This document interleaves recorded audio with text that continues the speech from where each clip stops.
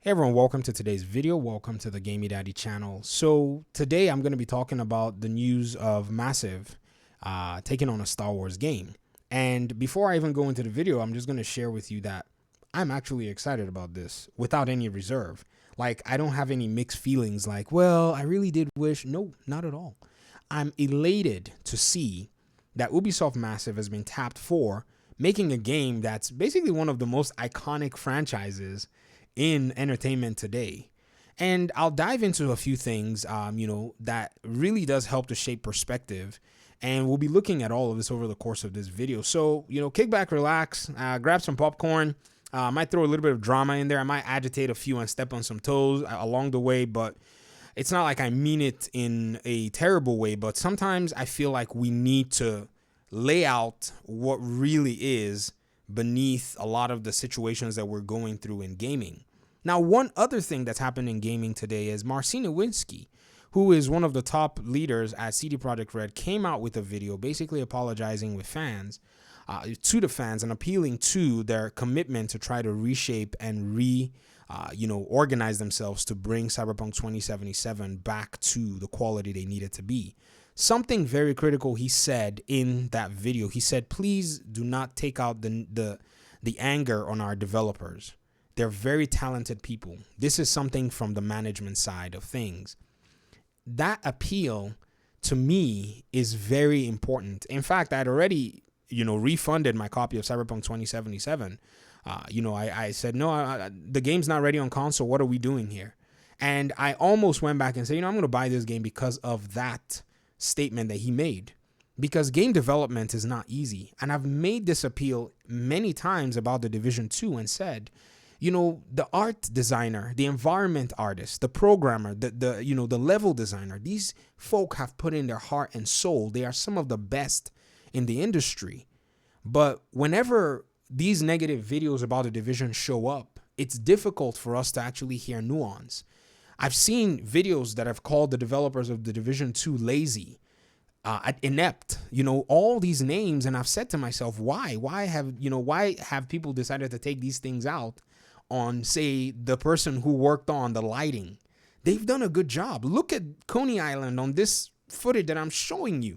Look at how eerie and how beautiful this looks. Where are you going to find video games that are just sitting on a shelf that have this amount of detail? Not in a lot of places. And so I think these are the things that Massive Ubisoft was judged on in order for them to be able to score a project like this. Now, for those who've said that Massive Ubisoft are not a good studio, can you please take that sentiment and go tell LucasArts, warn them, tell them, say, yo, run away. This studio doesn't know how to make a game. Because apparently they've hired or they've given that project or given them the ability or the permission or the rights or whatever you want to call it to make the project.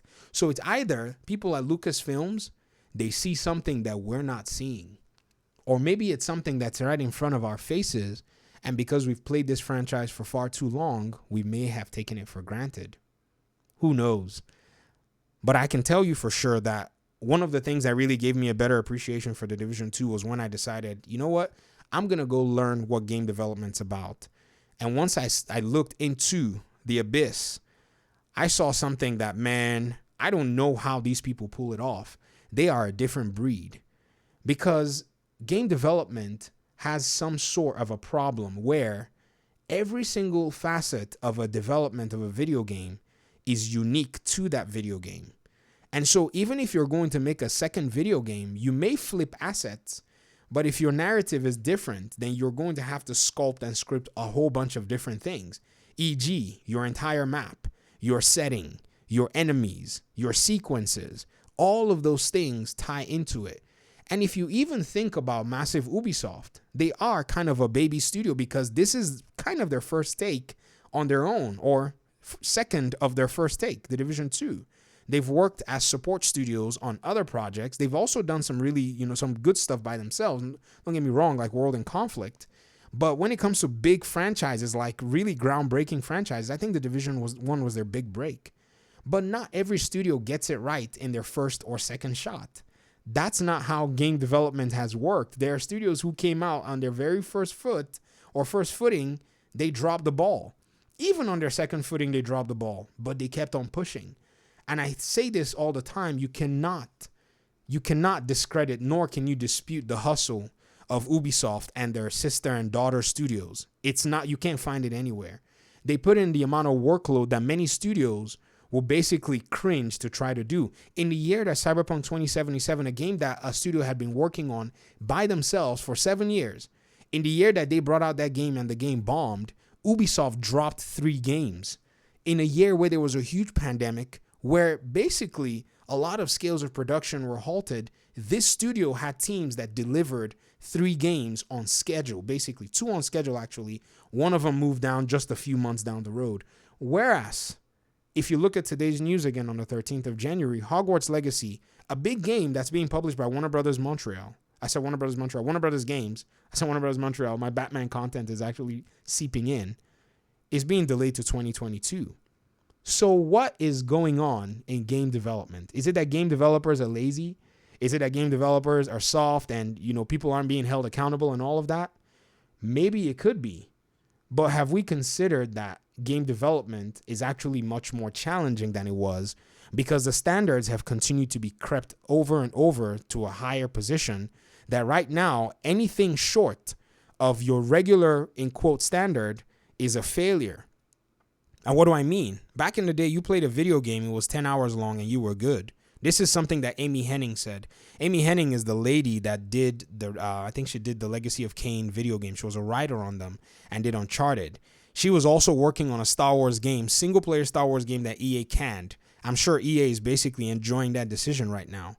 She said that back in the day, they would make a game for 10 hours and that'd be it. But then the standards started to go up. It became 15 hours and then 20 hours. And now gamers demand at least 25 hours of a story mission and then up to 40 hours or more on the entire game. This is something that takes a big toll on the development cycle. So I think Ubisoft Massive already being able to bring those elements into the Division 1 and the Division 2 and also being able to bring some level of endgame, even though the endgame was not necessarily embraced by all, I think that's what they were judged on. Because, again, their genre was unique, specific, and largely successful. And for them to be able to take that spin-off on the games, I'm hoping that they're able to bring it to this Star Wars franchise that they're working on. I really am. I remember very vividly when Battlefront 2 came out, that was my very first thought. Like, I wish EA would leverage kind of what Massive has going on. This is a big opportunity, but EA was too short-sighted in their own iteration and greedy to see the opportunity. Ubisoft Massive, the opportunity. If Lucasfilms gives you all the go-ahead to make a multiplayer out of this, and I think they will because EA had the go-ahead for Battlefront, you guys definitely need to go for that end game and make it have the complexity of the Division 2. It's definitely not going to be like it, but there's that complexity that comes with the game.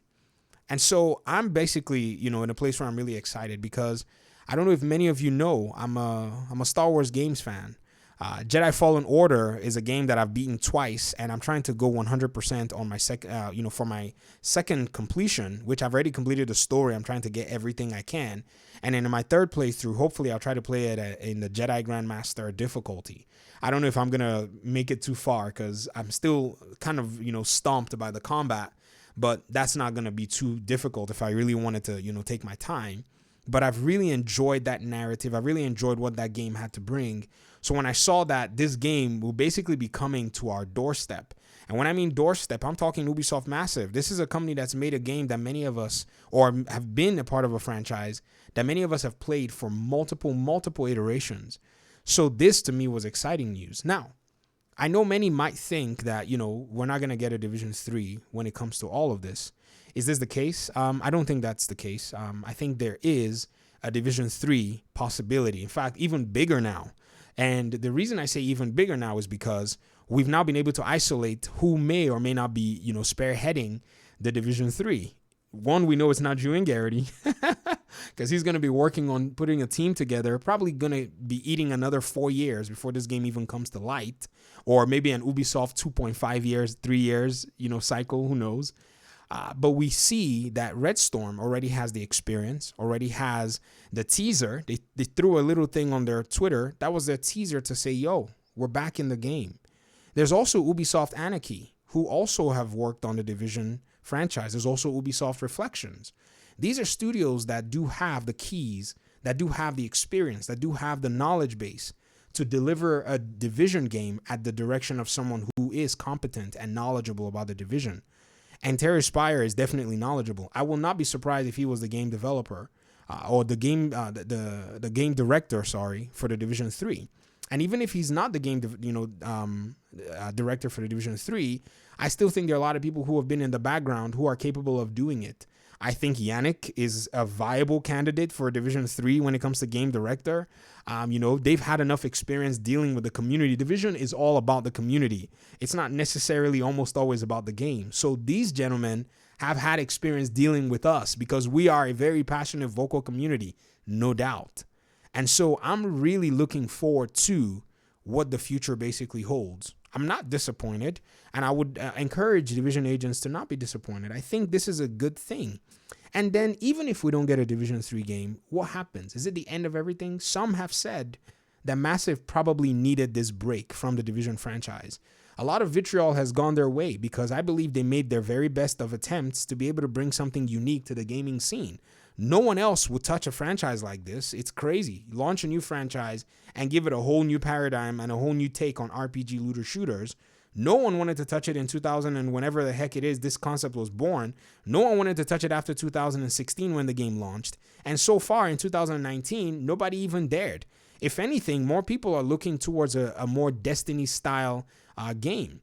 In fact, the new games that are actually trying to vie for this kind of a position will be Outriders. And we're yet to see what that even holds when it comes to vying for RPG looter shooter third person with paradigms such as these in the Division game. So stay tuned. I'm going to be looking for a lot more information. I don't know any developers and I'm not going to be contacting them, honestly. I feel like if they want us to know stuff, we'll know. But I'll be making a lot of videos talking about things that I feel we may be seeing in the next few months, years leading up to it. And I know many people might be saying, well, it means Massive isn't going to do this. Don't write them off. They did this with Avatar as well. They announced Avatar, and then after Avatar, they announced the Division 2. So perhaps there's still likelihood that they will follow that calendar very strictly. And come February, March, we'll be hearing about either a Division 3 announcement or maybe even a Year 3 announcement. So let's stop the video here. Let me hear your thoughts in the comment section. I appreciate you guys a lot. Thank you very much for your time and audience. Peace.